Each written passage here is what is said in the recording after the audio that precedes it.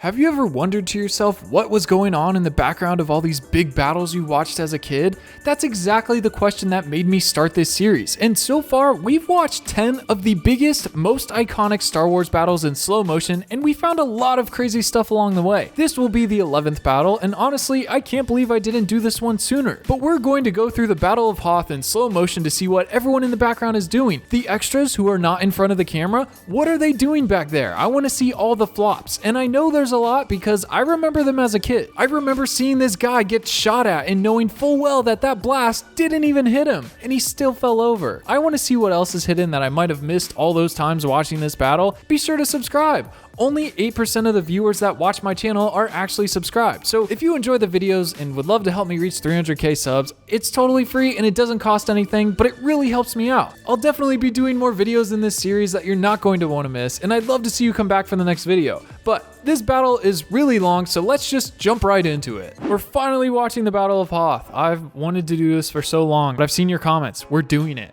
What are they carrying back there? What is that? They're all throughout the entire battle. No idea what they are. Did you see that? It's like a little floppy stop motion. I'm impressed that Disney didn't replace these with like CG renders and they just left it all in there how it was. Look at all these guys pointing at stuff. Every single person just pointed at something. They're like, I don't know what to do. Just act like you're doing stuff. Oh, R2. Wait, is that a random one? Okay, there's another one. Yeah, that's probably just random R2 units laying around. Gosh, this feels so good. Disney could never. I'm sorry. Look at all the astromechs lying around. What is that thing on that Gonk's head right there? What is that? He looks like he's got an airplane on his head.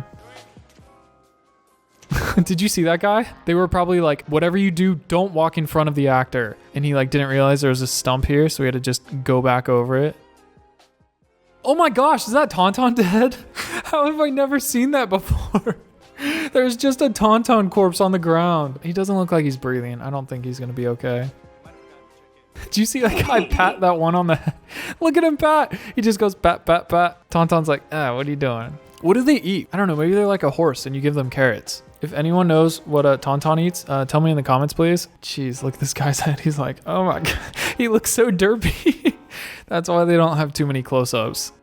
There's that Gonk droid again. It looks like he's got turbines on his head. Yeah, what the heck is that? Is he going pod racing? I love the astromechs everywhere. I never realized there's so many droids in the scene. You got the Gonk one, R4 unit over here, and then you get another astromech here, another one here. They really went all out. Oh, this is so cool. Such a cool battle. Look at that little guy on top of the turret. Look at that guy holding that hose right there. You're doing great. You're definitely helping. Take that gun from you. Thank you. There's got to be a better way to transport stuff, especially big, heavy machinery, than walking all that distance. Did you see how far away they were? Get on a Tauntaun, put a sled behind it, something. I wanted to do that when I was a kid. I mean, minus the getting defeated part. Like, that looked really cool. This is probably one of the best OG Star Wars battles. Aw, poor R2. Bonk. I can just imagine some crew members up there with like snowballs and he's just like throwing them at R2. What? Did you see that? Everyone's like running around like crazy in these scenes, right? Look at everyone run. Everyone's going super fast. Everyone's like, get out of here. Go, go, go, go, run. And then these guys are just walking. Those are the only guys on base who are like, nope, don't care if the Empire defeat us. Did you see that? Look at this guy. I've never seen him hop over that. That'd be so funny if he tripped. Why does this one look so small? His head is so big. He doesn't look like the other ones, right? Maybe it's just perspective. I feel like he has a big head. Mission failed. Guy's like, I'm getting out of here. That would be pretty terrifying. The pyrotechnics look really cool. I want to make a short film where it's just pyrotechnics all the way throughout. That guy shoots and looks away like he is not even trying. By the way, guns don't recoil at all. I'm pretty sure there's a behind the scenes clip where the assistant producer or director is like, make the guns recoil. That sort of thing, okay? Look, so you can see their heads moving in these, but I'm pretty sure they just use dolls. I wonder how much of that is fake. What? Did you see that little flap thing close? What was that? What does that do? It looks like his landing gear was down or his back flaps were down. They just boom, got sucked right up. Now I'm not going to be able to watch this and not notice the flaps. Was this that one shot of the behind the scenes where they show it blowing up? Look at this. Yeah, they put everything on models and wires and just blew it up and then used it. I feel like this is the one they used. That's this. It looks like the same explosion, right? Look, see, explodes in the back and kind of flame, little firing balls go forward. Yeah, this is what was in the... These are the dolls. Those are the dolls right there. Also, throughout the whole battle, I feel like Dak was dead. Luke's gunner in the back, I feel like his head never moves. I'm curious if they just used a dummy. Because all of these shots where you can see his face, it's him. But the ones where it's just his helmet, he never moves. Oof, that guy ripped. Oh, that's such a beautiful explosion. What are these two guys looking at? What is this? What are all three of these guys looking at? Did you see that guy? He's like, get off of me. Or maybe this is a one person who did a recoil when he shot the gun. Oh, that breakaway is beautiful. That poor guy is like, nope, I'm out of here. That's so cool that they would just put those guys in a big snowy field and then just set off pyrotechnics around them. There's a doll shot again. See? Oh, did he just recoil? That was the one guy who recoiled. Not one person. The entire battle gave a recoil except for that guy. Wait, look at the direction of the incoming fire. It's coming almost straight down, like it's right on top of them.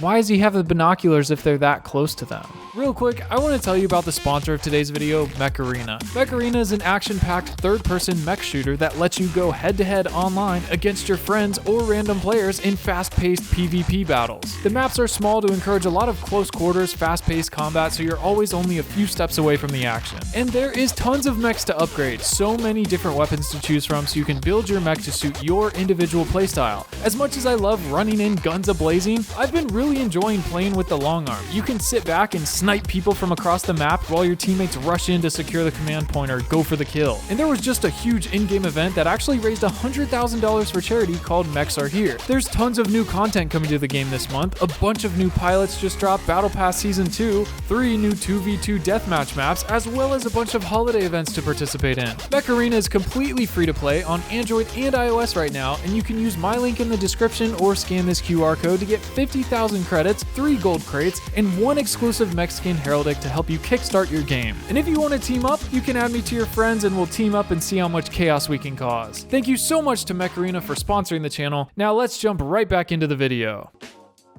Oof, that's so cool. Did you see this one guy pop up with a pistol and then as soon as the thing exploded, he went away? There's so many guys who aren't firing. I mean, I don't know how much it'll help, little trooper fire against those giant tanks, but it's a nice thought. Did you see that? How fast this guy gets away? He's like, whoa, that was way too close. It's like they didn't tell them they were setting off the charges. It just feels like they're all so close. Even this guy, look, he's like, whoa, way too close.